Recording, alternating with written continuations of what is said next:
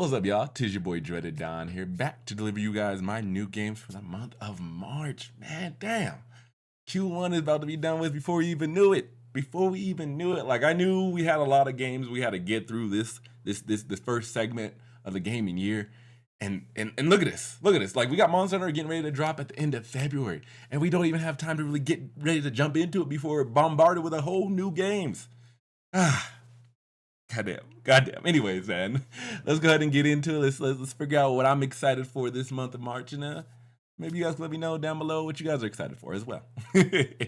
First on the list, man, we got this one called Nights in Tight Spaces, coming straight from the creators of Fights in Tight Spaces. Like, if you played this one, then cool, you might have an idea what they're going for on this one, but I haven't played it. And when I first saw it, I was like, well, this art style is kind of interesting, you know. Like, I love a medieval, you know, fantasy setting. That's pretty savvy.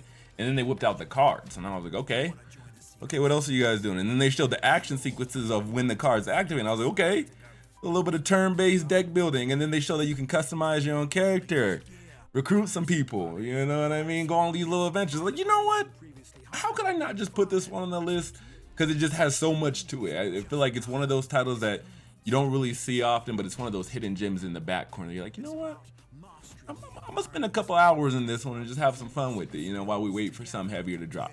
Again, man, like, Nights in Tight Spaces. It just sounds cool. I kept calling it Nights in Tights for some reason, but I don't know. Anyways, Nights in Tights releases on the 4th of March. If you're looking to pick that one up, demo is already out, so go and check it out. Next on the list, man, we got Dragonkin The Banished, and another ARPG releasing on the 6th of March, man. This one kind of seems a little bit cool because it seems like it's allowing it to have a lot of flavor from different other ARPGs in the genre, right? So, of course, it's following in its predecessor's footsteps, but on a different path, you know. Diablo 4, the big one, PoE, the even bigger one than that. And then it's also drawing from some other smaller ones like Undecember and Wolcen with its, you know, free-based skill tree as well as its city building system. I think that the fact that Dragonkin is trying to incorporate so much is actually really cool, but that's also where I have fear that it might actually fall flat. You know, I played a lot of Wolcen, and the city building system was really cool. It was fun to play through, but it didn't keep me stuck to the end game. And, you know, I haven't played Undecember, but sometimes having a free-flowing skill system doesn't work out for everybody. You know, a lot of people like being able to go out and get that guide. That's why people play PoE and get them builds started, you know what I mean? Same reason why people play Diablo 4 and get their builds started, you know what I mean? So we'll have to see how Dragonkin does. I'm interested in having a free-flowing, you know, skill-based system. I like mixing and matching skills, but we'll have to see how well they're actually able to incorporate that, man. So I'm interested to say the least. Another one that has me interested as well, though, is Frag Punk, man. It's Frag Punk. I don't really have much to say about this one. This one just looks like pure goddamn chaos. It's a FPS deck builder that allows you to change the entire rules of the map and the gameplay mode that you're in at that current time. You know what I mean? Which sounds crazy. And from what I was seeing so far and what I've observed in the trailer, it just looks wild. You're able to make your head smaller. You're able to, you know, have exploding ricocheting bullets. You know, just some of these things. Just I don't understand how you're gonna be able to make this into an FPS that people are gonna enjoy and it be balanced. You know what I mean? But then again, we got things like Valorant. You know what I mean? Where people are going 100 miles an hour, throwing out abilities and sniping each other, one-shotting each other from across the map. I don't know. Maybe I'm not the person to talk about this, but it does look interesting to say the least. It is going to be free to play on March the 6th, so if you're interested in checking that out as well, all the cards they say are going to be free as well, so that's pretty cool. They're just allowing access to everybody if you want to check the game out. Adding to the list of games releasing on the 6th of March, man, damn, we got Split Fiction, man, straight coming from the creators of It Takes Two, man. I feel like it's not all the time that we've been getting, obviously very rarely, we haven't been getting a lot of co-op games that you get to just sit down on the couch and enjoy with some buddies, maybe your significant other, your kids, whoever, just enjoy a good co-op game with. You rarely get to do that nowadays, and I feel like Hazelight Studios is really making an emphasis on being able to do that again, and man, and that's what I love about Split Fiction. It took some time to grow on me, I'm not gonna lie. It took some time because I was like, I don't know if I like Hazelight Studios, because I didn't like It Takes Two. Just because I didn't play it just through and through. Anyways, it's not the point. Point being is that this one looks really damn good. So it has you set on 2 different adventures between the 2 characters. One fantasy adventure, one science fiction adventure, and obviously that's what we're doing. And I love my science fiction. But outside of that, man, it's gonna have no microtransactions, no DLC, nothing. It is gonna just be the straight game. You're gonna get it, and then if you have it, you can share it with a buddy, and now you guys can both play. Say you're sharing with your brother, your sister, you know what I mean, your lover, anybody. Maybe you have a long distance relationship. I don't know, man. Just enjoy a good co-op game together. That's all I'm trying to say. That's all I'm trying to say, man. Releasing on the 6th, we got Split Fiction. and that doesn't even wrap up everything we got for the 6th. That's just where I'm stopping the first week right there, my friends. Like, man, we got a full jam-packed week in March, right? And this is coming off of getting Avowed, also getting Monster Hunter at the tail end of February, my friends. It's like the avalanche of games just don't stop. I'm telling you. You want to tell the people something? Tell them that. I thought I told you that we won't stop. I thought I told you that we won't. After what I like to call a little decent Q1 break, man. On the 20th of March, we got Assassin's Creed Shadows, man. And man, the controversy and the rumors and everything that's just going around with this story is a game. But yeah, it's just crazy. It's just wild. It's a game. It's a game at the end of the day, and essentially it follows just the same gameplay as the last 3 Assassin's Creed, if that's what you want to do. If you played Ragnarok or Valhalla, if you played Origins, if you played Odyssey, your odds are you're probably gonna like Shadows. You got 2 protagonists this time. You got Yasuke, and I believe her name was No. With No, you play more of a shinobi ninja type role. Yasuke, you're the black samurai from historical events, supposedly from historical events in Japan. I have yet to follow up on these historical events just because I don't care, bro. It's a game. I'm here to play the damn game. You know what I mean? So if the gameplay is good, then it's gonna be good. If not, then let's hate on it for the gameplay not being good. Let's not hate on it for everything else that's being involved in it. We're here to play games, man. After that drops, man, we probably got like another week. I mean, there's probably a few other games, a little obscure titles that I'm missing, but I say we got another week until, maybe not a big title for us, but probably a loved one, if you got a girl that likes Animal Crossing, or if you were Animal Crossing, lover yourself, you know what I mean? Maybe some I love Stardew Valley. Stardew Valley goes crazy.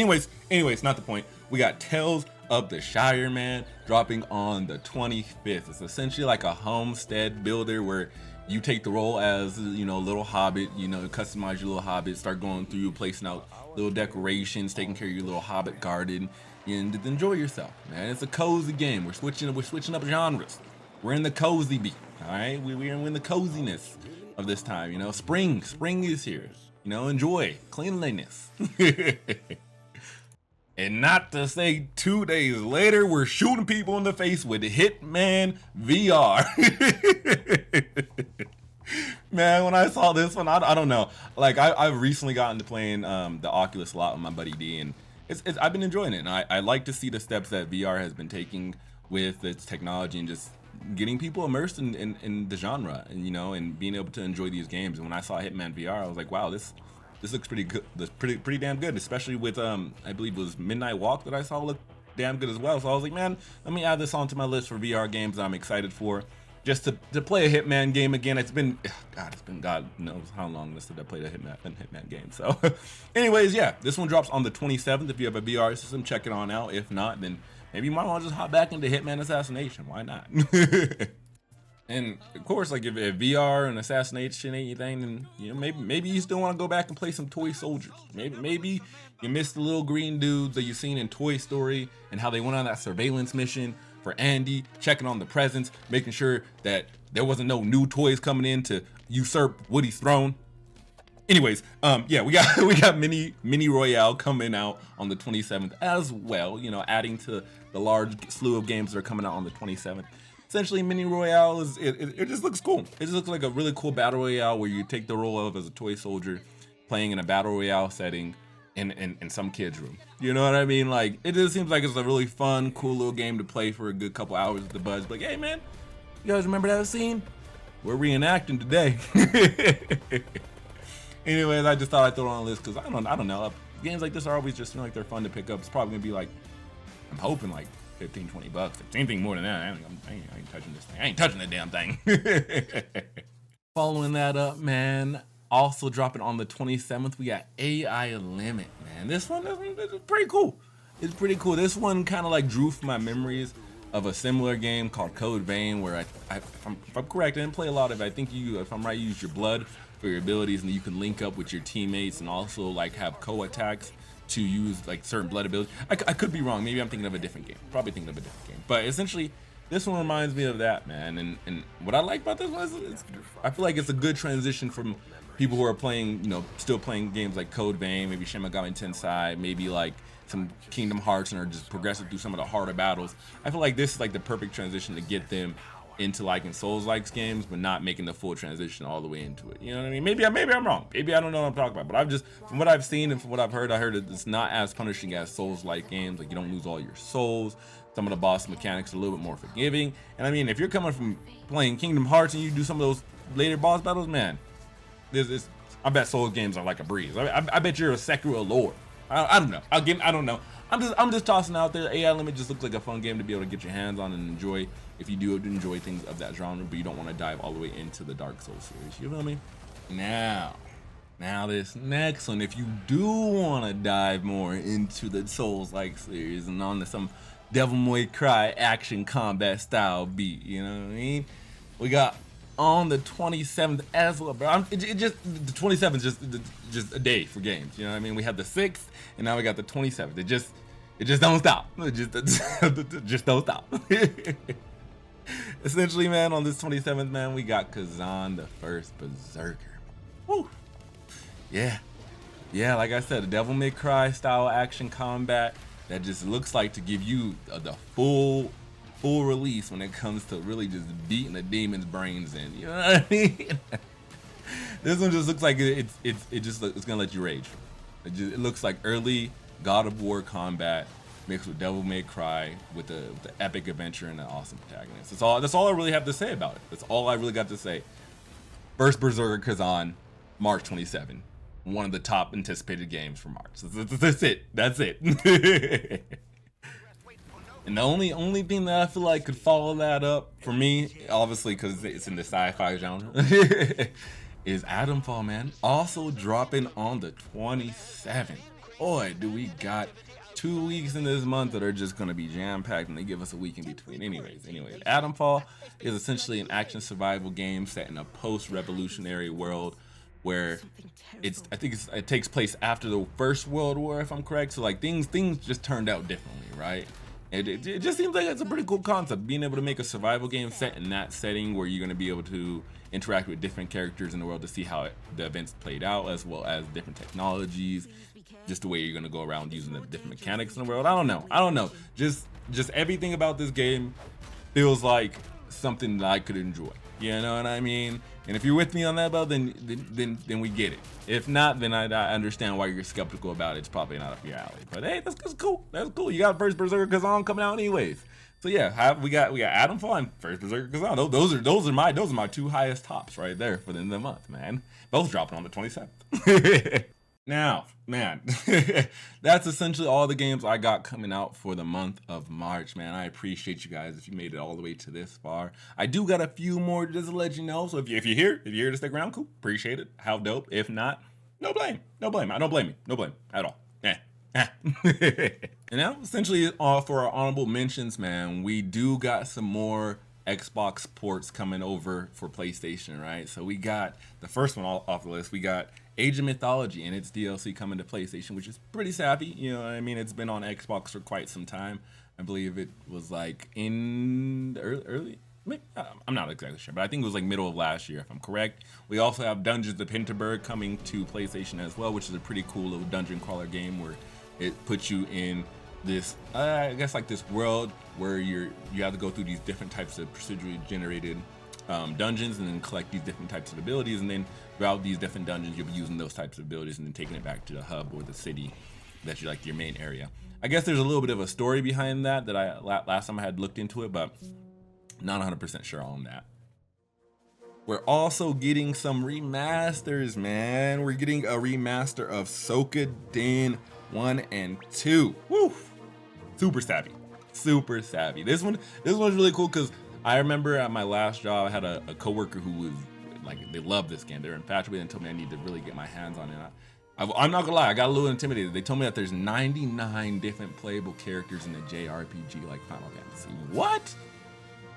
What? Are you kidding me, man? I don't even know. I don't even know. I feel like I gotta let the ones who love the JRPGs and soak it in. I gotta let you guys know, right? On top of that, we're also getting Xenoblade Chronicles X. Xenoblade Chronicles X, man. This is the first Xenoblade I'm actually interested in. Like, I mean, I've always been interested in the Xenoblade Chronicles series, but this one, after I read up on it, I was like, whoa, we have to customize our own character? For me, I just like customizing my own character. That it throws me and gets me into the immersion, right? And figuring out that I'm going to be able to do that in this Xenoblade Chronicles, when it originally released on the Wii U, now coming to the Switch, chef's kiss. I'm excited. I'm excited. And with all that excitement, man, we gotta wrap up the honorable mentions, you know, to wrap the tail end of this video. We also got Rise of the Ronin coming to PC as well. I know you guys are gonna love that. PC players who haven't touched Rise of the Ronin, you know, ever, because they don't want to touch it on console, you guys are gonna love it because it gets the upscaled graphics. You know what I mean? The cinematic moments are gonna be pristine. Rise of the Ronin essentially is a spiritual successor to Ghost of Tsushima. You know, and we might as well play that until we get Ghost of Yote. But you know, I digress. Happy that you guys are getting Rise of the Ronin. I don't play because my PC is shit.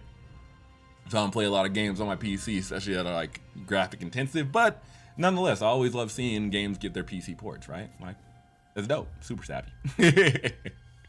Now, if there's anything I missed for the month of March that you're excited to play or get your hands on, let me know down below. As always, leave a like if you enjoyed the video. And of course, you know, sub so we can share some more info. Otherwise, I'll catch you guys on the horizon. Deuces.